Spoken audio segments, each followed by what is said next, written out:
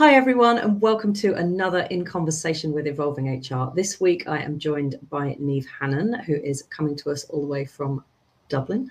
Niamh, welcome. Thank you for coming to speak with me today. We are going to be talking about emotions, aren't we? Yeah, and it's an unusual one because I want to talk about emotions in the workplace. And usually those two sentences aren't allowed to get, or those two words aren't allowed in the same sentence usually. We are not allowed to have them, is what I was told. Exactly. Keep them out, keep them away, Yes. Leave it at the door. Yeah, take the emotion out of it. They're the kind of rules, implicit, sometimes explicit, in the workplace. And so I guess our approach kind of turns things on its head a little bit, because emotions do happen in the workplace, funny enough. They happen all the time. Of course.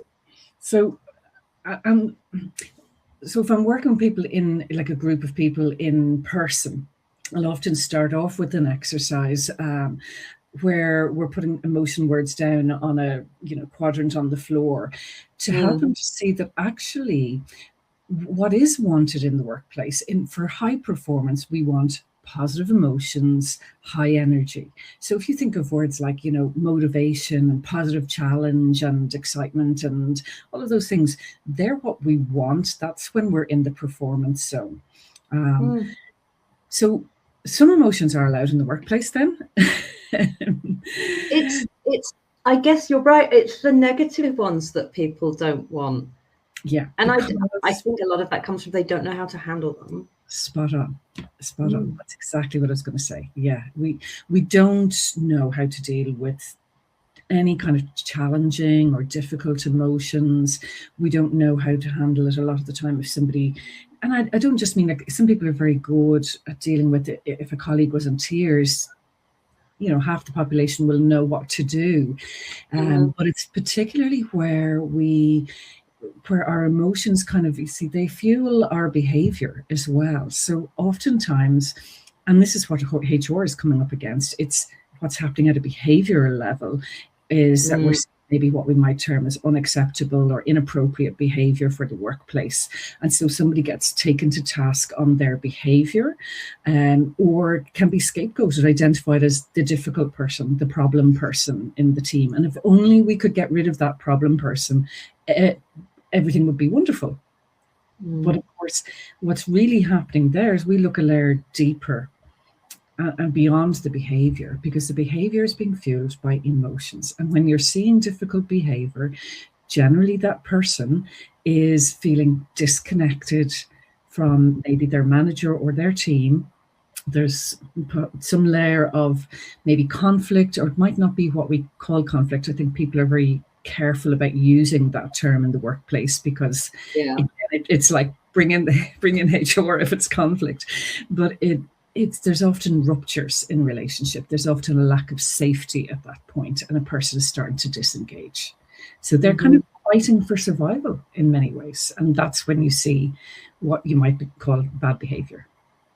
It's funny because as you're talking, I am reminded of a time where I know I was not my best at work. I was going through this is many years ago, like 20 years ago. I was going through a redundancy consultation process that was not being handled well. And I was frustrated and felt that my kind of sense of justice was really it was really disrupted because they had not handled this process well. And I was being called into all these meetings about the restructure of the department. And I thought that the way they were doing it was stupid. But I think for the first time, like I always used to pride myself on being professional. And I know that in the 3 months while this was going on, I was difficult and disruptive and used to roll my eyes quite a lot and say, this is a stupid idea. This isn't going to work. And it was all because of the emotion I was experiencing and this kind of sense that things weren't being handled right and I was being treated badly. So it definitely has. And I'm happy to say that I can only really recall this happening once for me. I'm sure there are like micro situations, but this was an extended period. And I could look back on it fairly quickly and think, you were not your best self in that role. Like you were difficult, and I know I was. I'd be like, oh, this is so stupid. But it's amazing the impact that it has. Like you said, it's like that wasn't me. So because I'm struggling with these emotions because it didn't feel right, but my behavior, I ended up behaving like somebody that I wouldn't normally behave like, which is really weird. But hadn't really kind of made the connection with the emotions I was experiencing at the time. And certainly nobody I work with did. No, because again, it was like Kirsty's being difficult. Yeah. And you know, you need to get with the program because this is what's going to happen. So, yeah.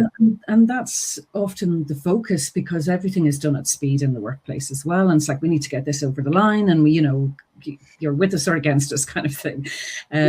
So we don't slow down, and actually emotions require us to slow down, because emotions happen very fast, and they pretty much, we're either firing off from and operating from our emotional brain or from our more logical brain. We can't operate both at the same time. So when your emotional brain is firing up because you're feeling unsafe, you're feeling threatened, you're feeling disconnected, you're feeling like this is all wrong, it's all going wrong, it's like the floor is taken out from your feet, your brain interprets that as a threat. And so, you know, regardless of what you might be trying to tell yourself to calm down, your emotional brain is seeing this as an essential, a primal threat, really. And so it's firing off, and your emotional brain is in the driving seat, and your logical, rational brain it's shoved into the back seat and doesn't get a look in.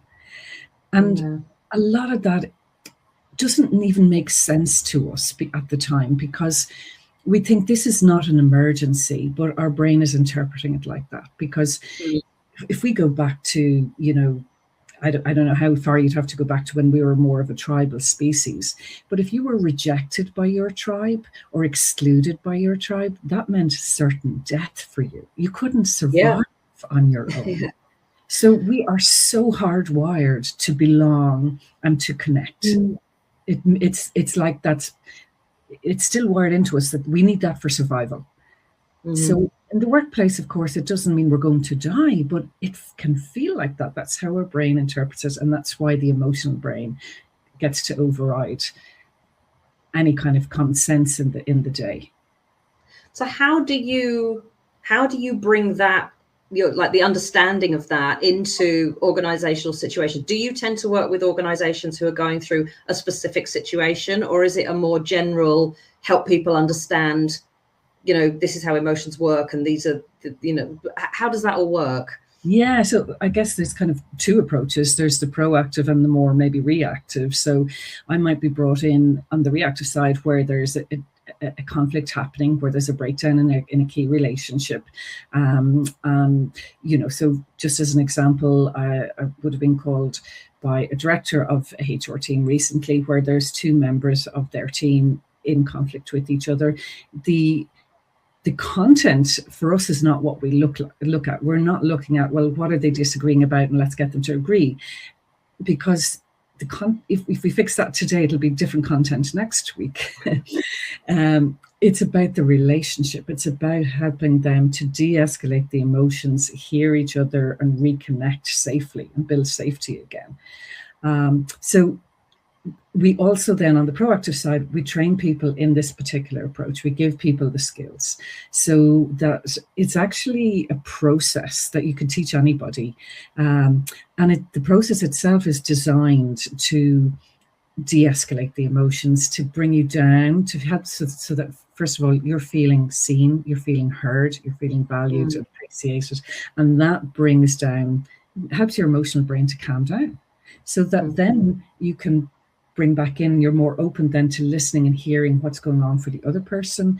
Your empathy and compassion can come to the fore, and you're helping people to reconnect from that more vulnerable but calmer place, so that they're starting to relate to each other as human beings again, rather than as enemies. Because we all get stuck in what we call the negative cycle. So if there was something going on between you and me, Kirsty, it's not, you know, you're difficult or I'm difficult. We look at it as, actually, you guys are stuck in a negative cycle, and the negative cycle is the enemy. So there's no blame. Yeah. And when you take away blame, you start to recreate safety, because usually in the workplace there's blame. It's like, that's the one who's difficult. Mm-hmm. So one of the typical patterns that we see is, and people will recognize this, you'll be recognizing this, and that's my partner at home, or this is the person I work with, or this is me. So one of the typical ones is the pursuer withdrawer cycle. So very often well, when we feel threat, when we sense a disconnect, and remember, our brain can read emotions and misinterpret often, emotional signals in milliseconds, like fractions of a second. So Yeah. we read a facial expression, or we read a tone of voice, and we're not even consciously analyzing that, but we're already reacting. Because yes, the feeling comes before you even think about what it is that you're experiencing, doesn't it? You just have, when you get bad vibes from somebody, for example, it's like you meet someone for the first time and you'll be like, they don't like me. Yeah, exactly. Or, so you could have somebody walking into their manager's office. Their manager has just put down the phone from like a really difficult call. And immediately it's like, they don't want to see me. They don't want to talk about me. They're dismissing me. They're rejecting me. They don't like me. They think I'm a pain in the ass. Like, so we have all these kind of automatic thoughts that come in, but that is triggered in the first place often just by maybe that tone of voice or facial expression, the sigh that they gave when you walked in, which wasn't about you. Yeah. So we get triggered, and what often happens is that when one person senses a disconnect happening, they go in after. It's like, there's something happening. We need to fix this. We need to sort this out. We need to talk about it. There are memes about this in the very stereotypical relationship of women going to, woman goes to man. We need to talk. Man runs to cave. Yeah. So that's kind of the pursuer behavior. It's like, we need to talk. I've sent you 10 emails. Why haven't you answered them? And very often for the other person, that can be overwhelming. It's like something's coming at them, and in their mind, it's like, I need to shut you down. I can't cope. This is overwhelming. We can't have this escalate. I need to get away. So they start to withdraw, and they distance themselves, and they get busy. It's like, I'm way too busy for this right now, or we've talked about this already. It's not going anywhere. So, they start shutting it down. Yeah. For a pursuer, that's like a red flag to the bull. It's like, how can we have a relationship if you won't even talk to me? Mm-hmm. So their anxiety in a way is peaking, and they're like, so they go in harder. When the withdrawer senses this coming at them, it's like a freight train. They're pulling away harder. So each is actually triggering the other. As soon as the pursuer senses the withdrawer kind of moving away, they go in harder, because they're chasing after it. But likewise, the withdrawer is triggered by this pursuer behavior. So we get this negative cycle going around in a loop. Out of interest, and you may not know the answer to this, you mentioned memes earlier. Is there a gender split on pursuers versus withdrawers? Because I know the joke is that women are the pursuers and men are the withdrawers. And I'm obviously I'm just interested to know if there is any kind of data on that. I don't have data actually on that. What I would say is that you do meet plenty of male pursuers as well, and plenty of women who are withdrawers. And so we're not necessarily experiencing that split. I think when it's not, say, outside of the pursuer withdrawer context, when people don't, maybe, they're just looking at themselves, I think what's often happening is that the same behavior is labeled differently in men and women. We know, so we know, for example, the only case place that happens, would it?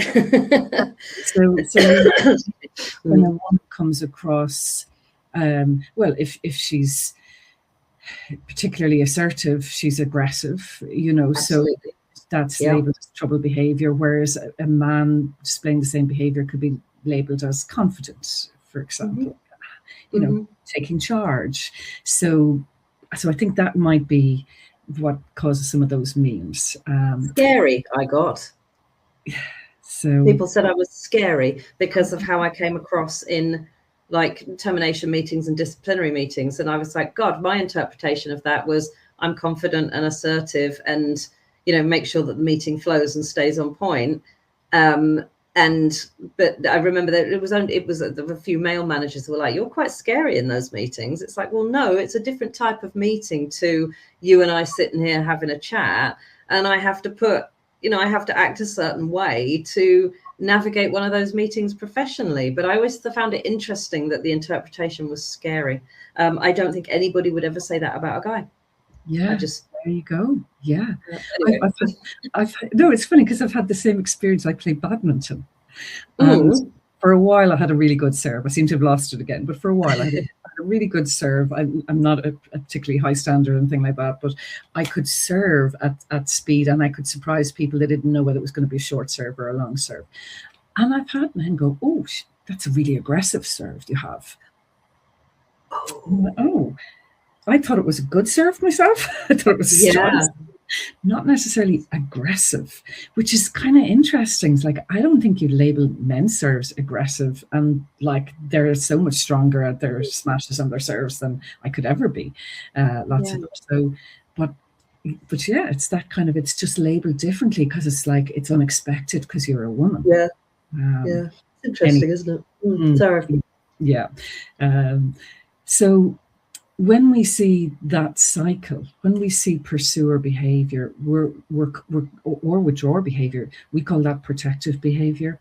So rather than attaching blame to it, again, we all have protective behaviors when we feel under threat. And if we're sensing a disconnect with somebody who's important to us, like our manager or a team member that we collaborate with, then they're essentially attachment relationships. We need to feel secure in those relationships, or else our emotional brain is going to be triggered. Once we sense a disconnect, in that fraction of a second, we're firing off and we're going into a reactive pattern, unless we know how to slow it down and bring awareness to it and choose to respond rather than react. So that's where you want to get to. You want to give people the skills to be able to address the situation with each other without attaching blame to it or going into attack mode or runaway mode. So is it nearly always used in kind of conflict or difficult situations? This process, like, I'm the first to bring this to UK or Europe. So, I mean, I just think I was a therapist for 20 years and then moved more into coaching, and I don't offer therapy anymore. But even after 20 years as a therapist, when I came across this, I was like, this makes so much sense.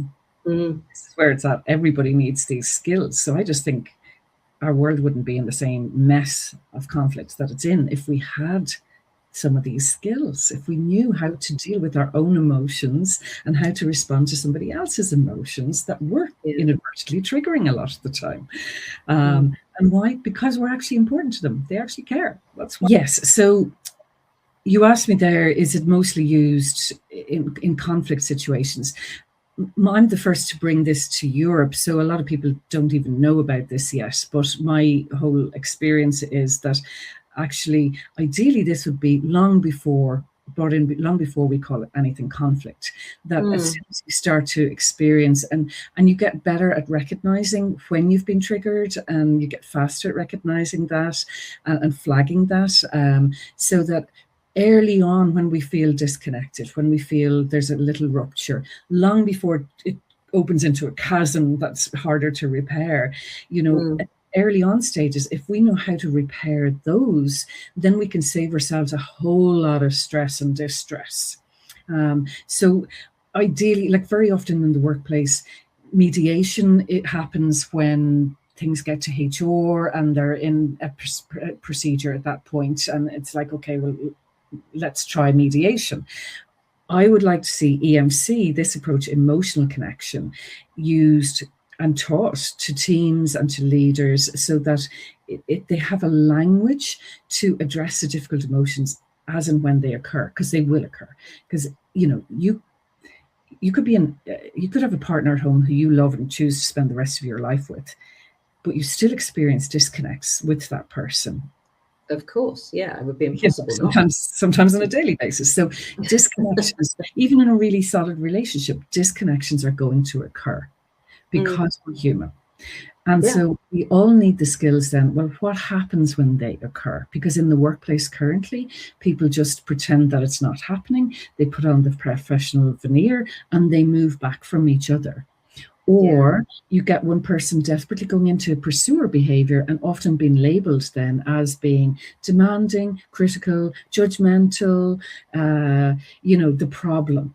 And sometimes the withdrawer is not identified as the problem or doesn't identify themselves because they think, well, I'm just staying out of it. I'm not doing anything here. I'm not the one causing the issues. So more often than not, it's pursuer behavior that is labeled as the problem and kind of being managed at a behavior level because the withdrawer is just shut down. Now, you can get two withdrawers. It's harder to get them to the table because they might not ever speak to each other again. You can get two pursuers, which looks like, fireworks, it's escalating, but actually they both want to get to the table. So it's actually easier to resolve that way. Do people find it easy to accept or to see themselves as one or the other, or do you find that it's difficult, particularly for withdrawers? Do they find it difficult to even have this conversation and understand that that's their approach? I think they still recognize, and from my experience, they still recognize I'm a withdrawer. I know myself. I kind of move back. I shut down. I can't cope with that, or so people can identify. And I like the framework that it's quite simple, really. I think nearly like Pac-Man. You've got the other. The harder Pac-Man chases, the harder somebody else is going into withdrawal. Now, in order to get a withdrawer to the table, the pursuer needs to soften their approach.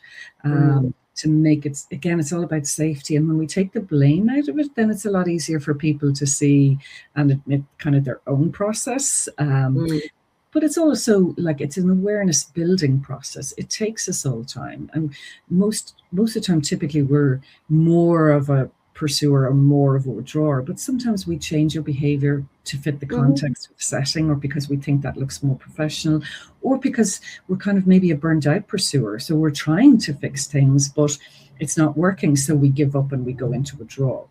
But when you see either of those sets of protective behaviors, you know that there's a disconnect, you know that there's a relationship issue, and it's about taking away the blame and creating that safe space to help both people to process and be heard. And very often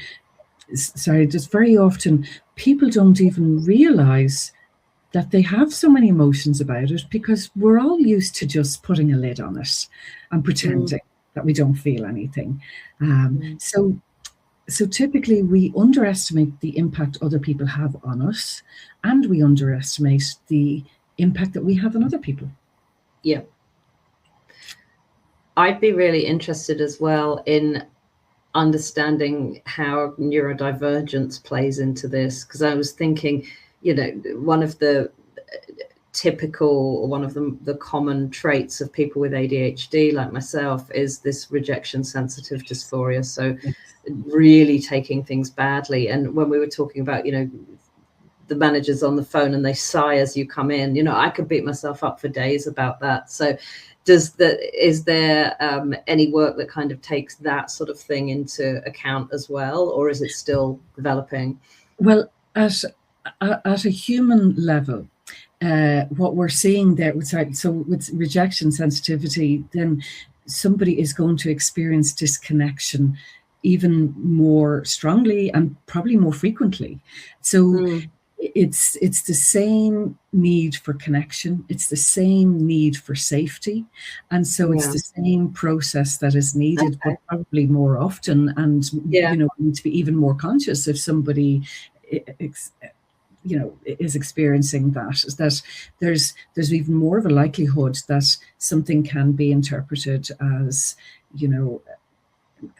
that the person can be triggered into this nightmare for themselves, where they're feeling like their boss hates me, And it may be, yes, same boss exactly just came off a stressful call. So everybody needs these skills, regardless, I would say, of whether they're, neurotypical or neurodivergent. We all need these skills. We all need, if people are going to be able to perform at work, if we want people to be able to engage and bring their best self, then they have to feel safe. And we all need to feel connected, and it's like having that secure base. Your manager is the most critical person for your engagement and your performance.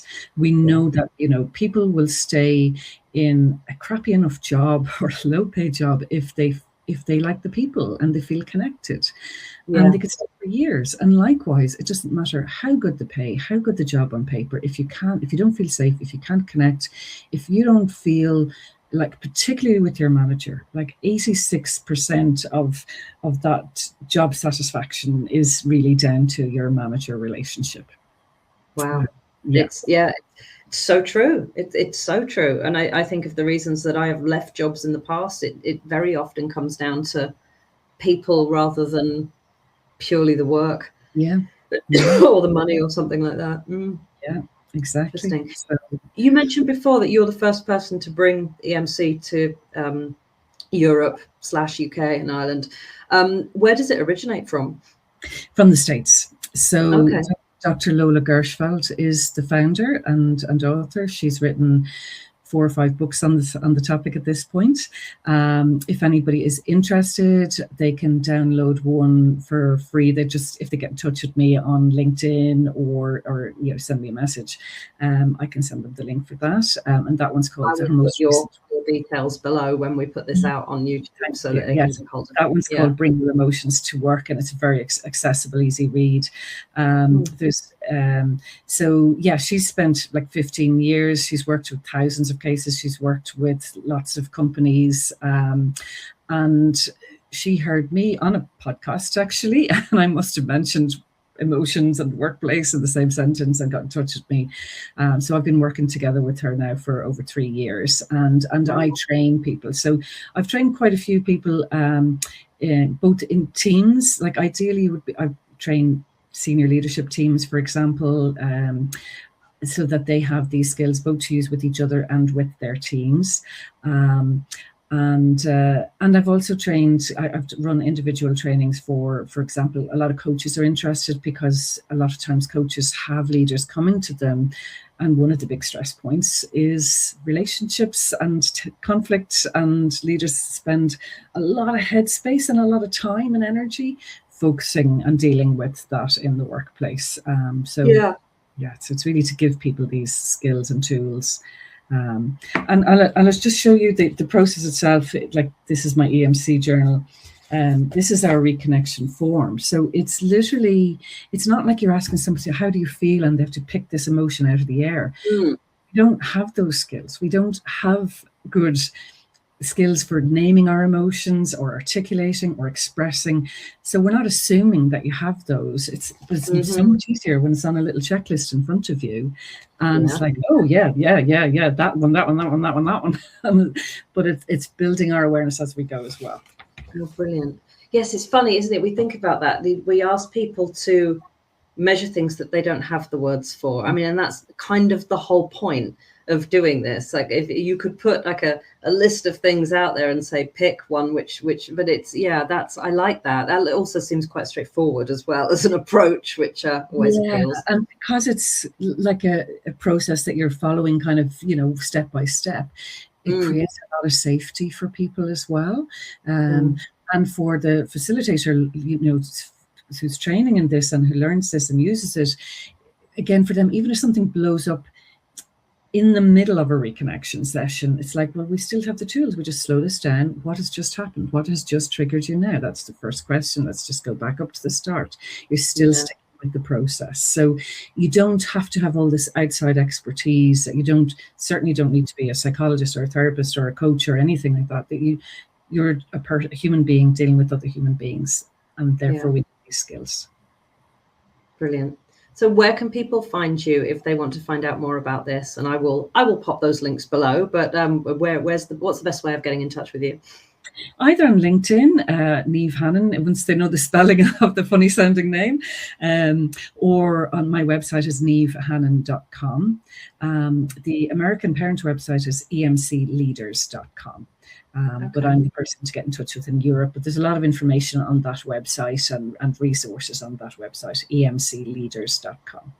So just get in touch. I'm always open to have a conversation and see, does this make sense for your organization or for your team?